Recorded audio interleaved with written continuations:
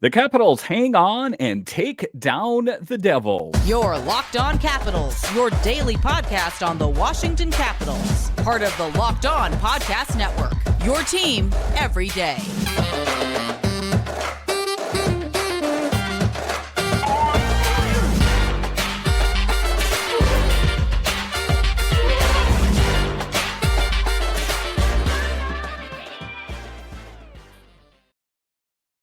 Well, hello and welcome into this edition of Locked On Capitals. I'm so glad you decided to join me today. As always, this podcast is free and available on all the major platforms, including the SiriusXM app and on YouTube. And I want to thank you for making this your first listen each and every day. My name is Dan Holme. You can find me on Twitter. It's at DanCaps218. You can find the show on Twitter. It's at Locked On Caps. And the best way that you can help grow the show is to subscribe to Locked On Capitals on YouTube and comment anything down below. I would love to talk Capitals hockey with you one-on-one, and we can do that on subtext. Just check the show description for more details. Today's episode is brought to you by Jace Medical. Empower yourself when you purchase a Jace case, providing you with a personal supply of 5 antibiotics that treat 50-plus infections. Get yours today at jacemedical.com. That's Jase medical.com. In today's episode of Locked On Capitals, we talk about how your Washington Capitals take down the New Jersey Devils by a score of 4-2. We'll talk about that in the show a little bit later. We will talk about injuries facing this Capitals team. Yes, it seems like it's a common thread with this team year after year as they face a lot of injuries. Seems to be hitting them mostly on the blue line. We'll talk about that in the show. And then we'll talk about the fourth line being the true spark plug for the team in this game. But just to get it going here, we will talk about how the Caps take down the Devils 4-2. It was one of those games where the Caps took the lead early. That doesn't always happen too often, so that was big. They got the lead early, and they held on to it tightly for the first 2 periods, that is. And then they kind of took their foot off the gas to start the third period and ended up finding their way to the victory lane to end the game. But it was a tough sledding there, I would say, in the third period. But this was a team that was fully engaged in winning, and a lot to feel happy about as a Capitals fan as I, reflect on this game and kind of just take a look at some of the highlights and lowlights. The Capitals were looking to jumpstart their offense. We know that. We know that Spencer Carberry has juggled lineups. Either it was the forward lines or it was the D pairings. He wanted to get the offense going. As we know, the usual suspects on the team, like Alex Ovechkin and Tom Wilson and, TJ Oshie, aren't getting nearly the production that they've had in previous years. I guess Tom Wilson's getting a little bit more than the other two that I mentioned there, but they're getting scoring from different sources, and they're getting that done based on the fact of just juggling the lines up and seeing what works. I think what worked tonight, and I think that you'll probably see something similar Saturday night versus the Islanders. They mixed and matched the forward lines and the D pairings. It looks like all they really needed was Aube-Kubel and Nick Dowd back in the lineup. As we know, Nick Dowd came back to the Capitals as he missed a substantial amount of time. He is one of the steady forces on the fourth line, and we'll talk a little bit more about him later in the show. But that was what was key for me, was having Nick Dowd back out there. And it's kind of surprise. I didn't have that circled as something that was going to be so important. But Nicholas Aube-Kubel, just playing a huge role. The difficult thing for me, and this is kind of something that I talk about, and if you're an everydayer, I talk about on the show, is that the Capitals can be laser focused for a period or 2 periods, but then they just lose focus either in the third period. Usually the second period is a tough one for them. But in this case, to start the third period, I thought to myself, here we go. This game that I thought they had on lock is going to get out of their grip, And I'm going to be talking to you guys about a loss, but it wasn't the case. They actually held on and they played stifling hockey. And when the Capitals were in control in this game in the first two periods, they were tough to deal with, because what is one of the things that we know about the Devils is they play really well when they're on the power play, and they didn't spend any time on the power play early in the game. And I think that is what really helped the Capitals in their push. Kubel and Dowd were huge in the Caps' production on the fourth line. Kuzi struck twice, and is what is one of the interesting things, talking about juggling things up and trying to get production. Alex Ovechkin, Evgeny Kuznetsov, and Tom Wilson on the top line. As we know, the last several games here, it's been Dylan Strome on the top line, but it's interesting when you put the faith and confidence in Evgeny Kuznetsov, great things happen. And part of it, I think, is that they put faith in him, because I think that, Spencer Carberry can see something in him. I think that that Evgeny Kuznetsov is a really good hockey player. You just kind of have to coax it out of him. And I think it was a bit of a redemption for Evgeny Kuznetsov. As you know, he was one of the big pieces in the Capitals losing in the previous game, being out of position.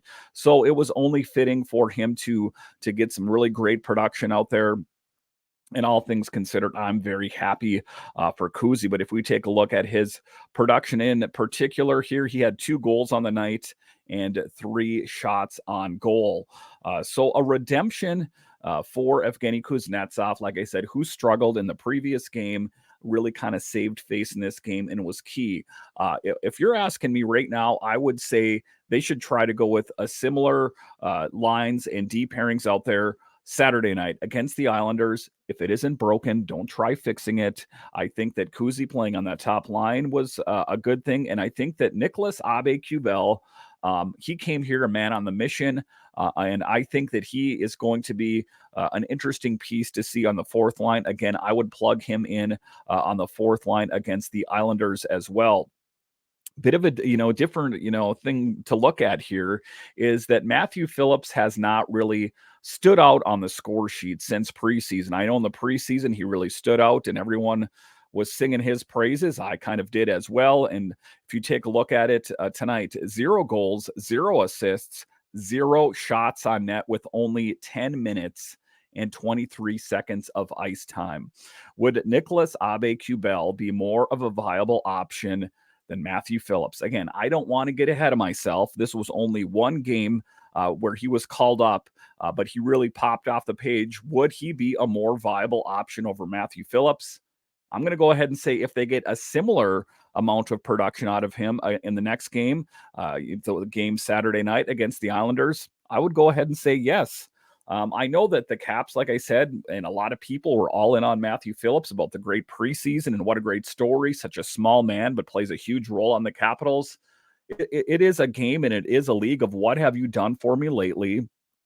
And Matthew Phillips has been kind of absent from the score sheet. So I would say, it's if Nicholas Aube-Kubel continues to play really well, then I would say that it would be a good idea to just keep the good vibes going with him. Kuzi made up for his poor positioning, and Tom Wilson and Alex Ovechkin had assists in the win. So even though Alex Ovechkin isn't finding the back of the net, and that's a bit worrisome for me, as the more games go on and on and on, he doesn't score a goal, or he doesn't score, multiple goals, kind of one of his trademarks, the more I'm a bit concerned. And he was getting some good shots on net out there, but ultimately, why is he not finding the back of the net? That is a bit perplexing for me. But taking a look at him tonight, he had 1 assist and 3 shots on goal with 21-19 of ice time. So something is just amiss there.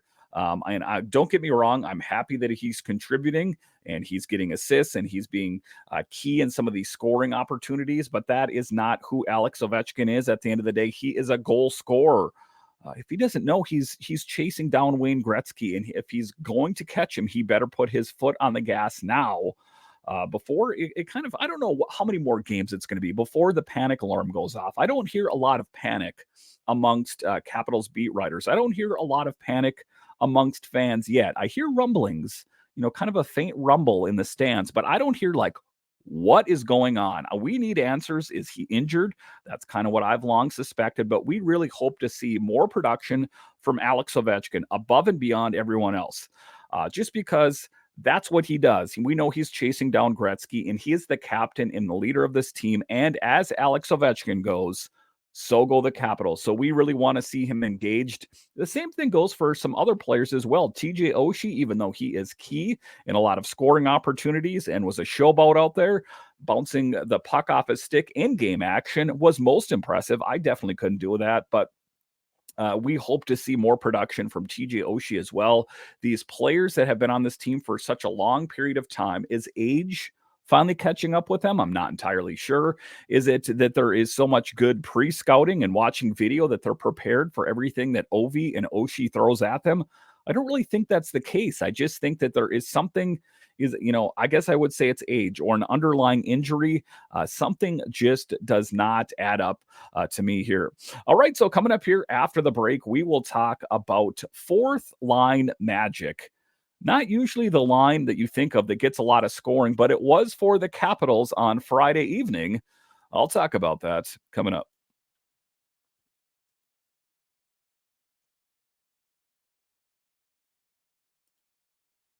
As a business owner, you realize there are times when receivables might fall behind, but that doesn't mean you need to fall behind on vendor payments, payroll, or rent. For more than 25 years, Parkview Advance has helped businesses secure working capital from $5,000 to $1.5 million. Parkview Advance can approve your working capital in as little as 24 hours. So if you're a business out there that needs a little help, that is why you need Parkview Advance.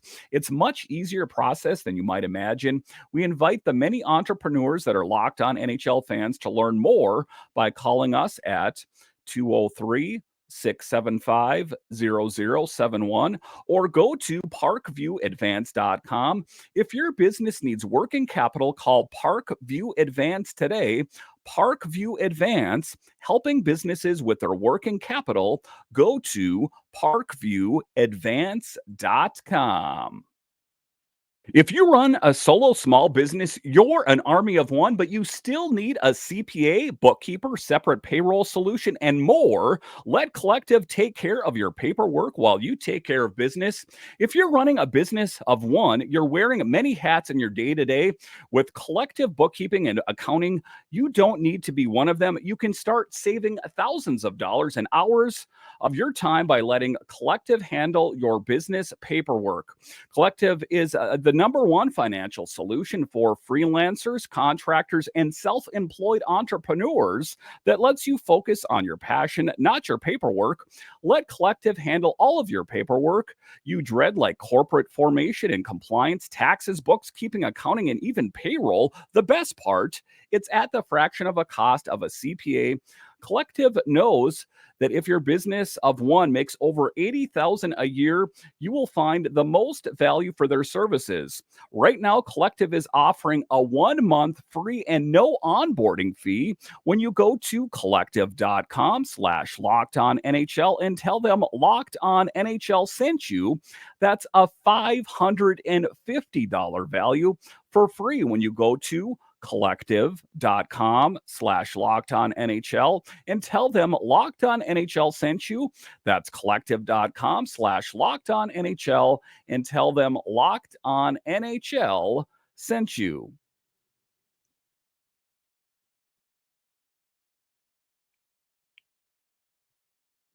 All right, welcome back into this edition of Locked On Capitals, part of the Locked On Podcast Network, your team every day. Make sure and subscribe or follow Locked On Capitals wherever you find your podcasts and on YouTube. I have a lot of great guests and game breakdowns, so make sure and subscribe or follow Locked On Capitals today. All right, in this next segment here, we are going to talk about fourth line magic and making the most of your opportunities. What is one of the things that we know? That Anthony Mantha had a really great game, the last game he played, but it ended with an injury and he did not play against the Devils. So one man's loss is another man's opportunity Enter Nicholas Aube-Kubel, who made the most of his opportunity and killed it on the fourth line with Nick Dowd and Beck Malenstyn. Just a real force to be reckoned with, and quite a fourth line, I got to say. We've seen some great players on the fourth line with Nick Dowd before. If we want to look historically, with Hathaway and Hagelin, and Protas at times has been down there, but just a really dialed in fourth line. And that is promising as a Capitals fan. In the previous seasons, the fourth line has been productive with Hagelin, Dowd, and Hathaway. Two of those players no longer play for the Caps, but Dowd is the foundational piece and the leader of the fourth line. Then enter Aube-Kubel, who got his opportunity based on the injury to Mantha. And tonight, both Malenstyn and Kubel scored 15 seconds apart. That was a real statement for the Capitals in the first period, having Aube-Kubel, who has not played on the Capitals in quite some time. As we know, he started the season down in Hershey, had kind of a so-so camp with the Capitals in the fall and played in Hershey. And now, based on the injury to Anthony Mantha, got his opportunity, and he did not squander it. And, you know, if you just want to take a look at it, there were more other options, viable options, I guess you could argue, than Nicholas Aube-Kubel. Some people thought it could have been Ethan Frank. Some people thought Joe Snively or even Ivan Miroshnichenko. But the Capitals went with Nicholas Aube-Kubel, who has a little bit of a snarl to his game. And evidently, we do know that he can score goals as well. So it was kind of always a bit of a perplexing thing for me in the preseason when he got sent down to Hershey. I guess if you take a look at the players that played better than him on the depth chart in the preseason, that is, you could take a look at Matthew Phillips. But Matthew Phillips has seen a fall from grace. So could Nicholas Aube-Kubel be a viable option in his place, even after Mantha comes back? I really do think that is a possibility. Again, I want to see more of a sample size from Nicholas Aube-Kubel than just a one great game, a one-off. I want to see that as a sustained effort. And then I think you might have something there. Aube-Kubel with a multi-point game is making a case that he belongs. If he continues in Saturday's game against the Isles, he could make it hard on Spencer Carberry. Dowd looked in better shape than he was to start the season. And what do I mean when I say that he's making it hard on Spencer Carberry and I guess Brian McClellan? Is that I think that, you know, everything, the lineups were kind of penciled in, but I don't think that anyone really saw Nicholas Aube-Kubel coming here and playing so well, having a multi-point game. I think it kind of took a lot of people by surprise, a good surprise. Oftentimes on the show, I talk about there were lofty goals for this player and they didn't live up to potential. Nicholas Aube-Kubel killed it. Again, it's going to be interesting to see what we can see from him Saturday night against the Islanders. I would really like to see a whole lot more from him. But again, with Dowd coming back, it is a reinvigorated fourth line, as we have seen production on the fourth line for quite a few years. But this is a change. And I think that they were kind of plugging and playing different players up and down the lines to try to get something that works. And I think that they're turning the engine over, and it's turning over. I'm not saying the engine is roaring right now, but it's at least turning over. To start the season, it was get in the car and dead battery. Okay, we're going to move this guy here and that guy there, dead battery. At least when we get in there and we turn the engine over, we can hear the engine turning. And eventually, boom, it's going to take off. And this Capitals team is going to be something to be reckoned with. I still think there is a possibility that in this early season that they can do something. I don't want to get ahead of myself and say they'll win the Metro or anything like that, but I don't think when we take a look at this season in conclusion, at the end of the year, I think this Capitals team is going to be much better than we saw in the beginning of the year, and they're going to be doing it based on the players, the guys with the working boots on, not necessarily the marquee names. The fourth line is who I'm talking about in this segment. They were the ones getting it done. Beck Malenstyn, who has been fighting for years down in Hershey to get his spot on the Capitals. He's had a cup of coffee up on this team various times through his career, but this is his first year where this is his job, and it's his job to lose. And I do see Beck Malenstyn being on this team, brings a physicality. He can score goals. And then you take a look at Aube-Kubel, a real pleasant surprise. A lot better than a lot of the other guys that have tried to fill in the role on the fourth line. And then Nick Dowd doing what Nick Dowd does really well, as just being a great center and leader on that fourth line. So again, it's interesting when you take a look at it. If I was going to say, hey, the Capitals played really well, who do you think got the contributions? You'd say the top line, of course, Alex Ovechkin and Tom Wilson, or Dylan Strome and Evgeny Kuznetsov. What if I told you it was the fourth line? The fourth line, who gets less ice time, generally speaking, of Malenstyn, Dowd out there, and Nicolas Aube-Kubel. You probably wouldn't have had that circled on your prediction. So it is interesting how things play out. Ultimately, I don't care where the Capitals are getting their goals from. I was just pleasantly surprised that they were finding a way to get it done, because, again, it is something that has eluded them for a good chunk of the season. So for them to finally get some really great production was a positive thing, and I look forward to seeing what they bring Saturday night. All right, so coming up here after the break, I have to talk about injuries. Yes, more injuries, constant injuries on this team. It is a good thing they have a lot of depth on this team, mostly on the blue line. I'll talk about that coming up.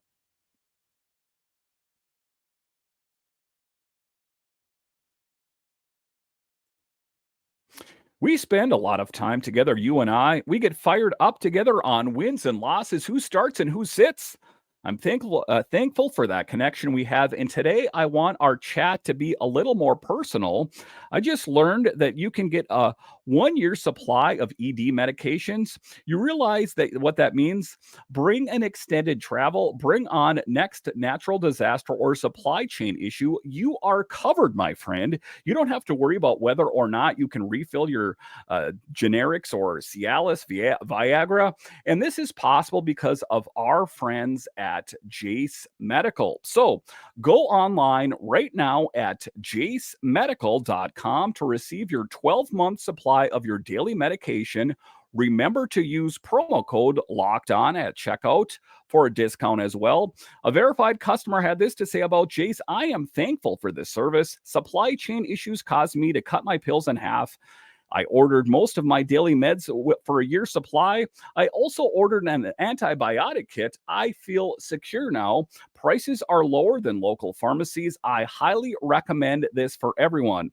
If you or someone you love would like to get some peace of mind by having a year's supply of any daily med, go to jacemedical.com to see if it's offered for you. Remember to use promo code Locked On for $20 off your purchase.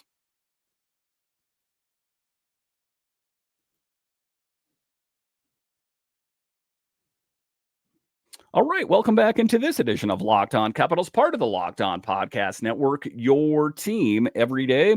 So before the Capitals even played the game tonight, before they even dropped the puck, it was announced that Darcy Kuemper was, quote, nicked up and was not going to be able to play. And it's funny that everyone used nicked up and ran with it. Look up nicked up in the dictionary somewhere. I want to see what that means. I'm going to say it's lightly injured, if you will. And so what did that mean? That meant that Charlie Lindgren, who was good to go, got the start and played lights out. He was a key piece in the Capitals' victory tonight. Make no mistake about it. Made a lot of 10-bell saves. Just a really key piece for the Capitals as a backup. Like I say, he could be a starter on another team, but just a really huge piece for the Capitals. So Shepard was also called up to back up Lindgren, and that's what it was about. Just a really great game. Lindgren made some 10-bell saves and was smooth in the crease. New Jersey did score twice in the third, but that was more breakdowns and defense than it was on Lindgren.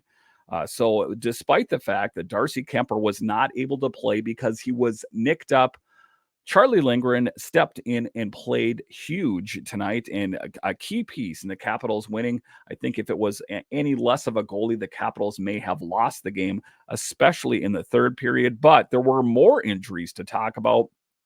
Fehervary left the game while Rasmus Sandin left the ice. So Fehervary left the game and did not return. Lower body injury. We don't ultimately know when he's going to be back. I'm sure we'll hear a little bit more tomorrow from Spencer Carberry and the medical staff. But that is what we're talking about. That good thing they have that depth on the blue line. This could be another great opportunity for Alex Alexiev. As we saw, Lucas Johansson was out on the ice and Hardy Hamann Octel as well. So it'll be interesting.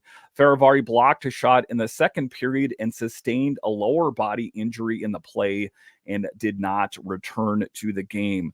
So not an ideal situation, as it seems that the blue line for the Capitals has faced a decent amount of injuries in this early season. As we know, the TVR, Trevor Van Riemsdyk, is also injured as well. So not an ideal situation for the Capitals to be in. We're hoping for a speedy recovery, but like I talked about, that's why you need that needed depth. So your team can weather any kind of storm. If you take a look at the Capitals last season, they were under constant injury. They were fourth in the NHL in man games lost, and they struggled because they were constantly out key pieces. We think Tom Wilson, we think John Carlson and Nick Backstrom. So it is good that they have that needed depth.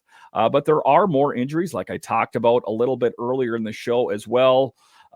We take a look at Anthony Mantha, upper body after he was struck in the left side of his head by a puck on Wednesday, as well as TVR and Joel Edmondson and Max Pacioretty. So not a one-size-fits-all for all of them. As we know, Joel Edmondson was injured in the preseason. Max Pacioretty has not suited up for the Capitals. But if we take a look at the key missing pieces, I'm going to go ahead and say that TVR is a big guy that plays a huge role on the Capitals blue line. And Anthony Mantha, not normally a guy I would revere as a key piece to the team, but in his last game that he played a really big role on this team. So again, for Anthony Mantha, we hope that he can come back in a hurry, ultimately to work on his resume. He doesn't have a long-term future in Washington, despite how he plays in the next handful of games. That's just helping him on his next home. And I don't know if he will find a home by the end of the season, but I do not see the Capitals signing him to a new deal. So it's best for him to work on his future plans. And one of the biggest things that he can do in working on his future plans is winning games and scoring goals and getting involved in assists and all the things that are key in the Capitals winning games. But it is a tough thing as the Capitals are down yet another player, Martin Fehervary, a key blue liner for the Capitals, and Sandin.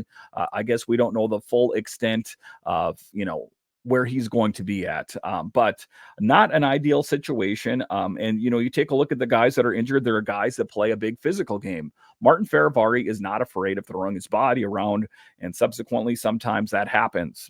But that's all part and parcel of playing in the NHL. And we hope that he can make a speedy recovery because the Capitals need him. I know that there are viable options that they have, like I said, Alex Alexiev, but then they're not necessarily going to be on par with someone like Martin Fehervary.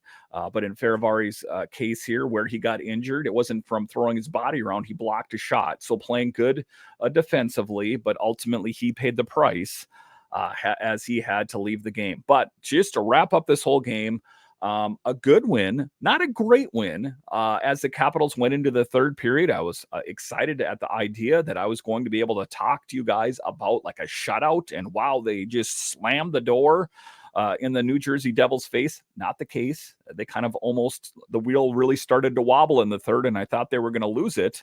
Luckily, they were able to batten down the hatches and pick up the dub. Because that would have been rough to be ahead 3-0 and lose the game. That would have just been something that would just totally have crushed the morale of this team. Listen, I want to thank you for joining me on this edition of Locked On Capitals, your only daily year-round podcast covering the Capitals. And I have you guys to thank that listen on the audio side and watching this on video. You are what is key to this show's success. And are you a fan of other DC sports? Well, Locked On has got you covered. We have Locked On Nationals, Commanders, Wizards. So no matter what major DC sport it is, Locked On has got you covered. All right, once again, I want to thank you for joining me on this edition of Locked On Capitals, part of the Locked On Podcast Network, your team every day. My name is Dan Holme, and I'll talk to you again next time.